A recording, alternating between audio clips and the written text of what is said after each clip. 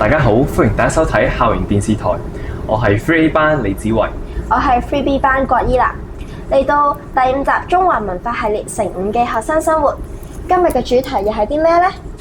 不如我哋去飲茶？飲茶？去邊度飲啊？跟我過嚟啦！中國人開門7件事：柴米油鹽醬醋茶。可見茶喺古代已經係非常之普遍啦。而講到茶嘅起源，早喺神農時代，茶葉已經廣泛用作醫療。喺西周時期起，茶葉唔單止作為藥用製品，而且仲慢慢開始作為飲用添。到漢代，飲茶風氣已經非常之普遍，並慢慢開始變為商品。點知啊，茶係興於唐而盛於宋。去到唐代，茶葉嘅貿易已經十分發達，宮廷大量飲茶，仲有貢茶嘅出現添。時至今日，茶已經成為咗中國人日常生活嘅必需品啦。唉，講到口小乾嘛，小二唔該，俾壺茶你啊！嚟啦，公子，我哋一齊泡茶啦。不如我哋嚟介紹一下茶具先啦。第一款茶具嘅名係茶杯，佢嘅用途係方便觀賞茶湯嘅色澤。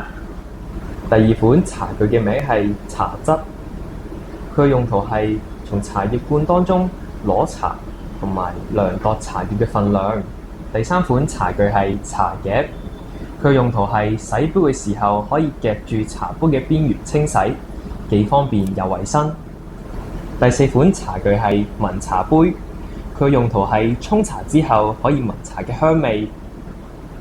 第5款公道杯，出茶時先將茶湯注入，然後分到唔同嘅杯中，避免茶湯先濃後淡。茶針，尖削嘅尾端係用嚟清除倒塞喺壺流嘅茶葉。茶壺係由底部、壺流、壺把同壺口組成嘅。係咧，公子，點解呢扎叫做冥行程嘅？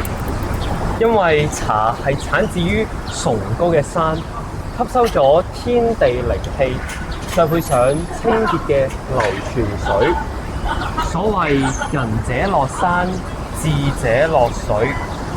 古人嘅一杯茶水就包含咗中國文人哲人深愛嘅天地山水人智啦。公子，中國關於茶嘅文學作品，淨係古詩詞就已經2000幾首以上。文人領品嘅時候，一旦興致嚟咗，就必定會對此情此景吟詠一番，以顯情懷。唔知5記嘅同學有冇啲同茶有關嘅故事呢？我個名之所以有個茶字呢，係因為我爸爸覺得茶呢俾人一種清香、簡單、舒服嘅感覺，所以而且呢又有呢個中華文化嘅韻味喎，寫出嚟亦都好好睇，所以呢我就叫茶啦。因為每一次呢，我阿爺都成日帶我上去飲茶嘅。每一次飲茶嘅時候呢，佢都會嗌一個叉燒飯俾我食。所以咧，我就好中意飲茶啦。我平時上堂嗰陣都比較容易眼瞓啦，同時間我都唔中意飲一啲好苦嘅茶，咁所以我就會每一日返學都沖少少茶啊，咁樣嚟提神啊，係。中意飲茶嘅你，唔知有冇一啲小故事同我哋分享呢？歡迎大家 inbox 我哋，最快嘅3位同學仲可以獲得手語抽添。大家仲要記得寫清楚姓名、班別、學號。我哋下一集再見，拜拜。公子，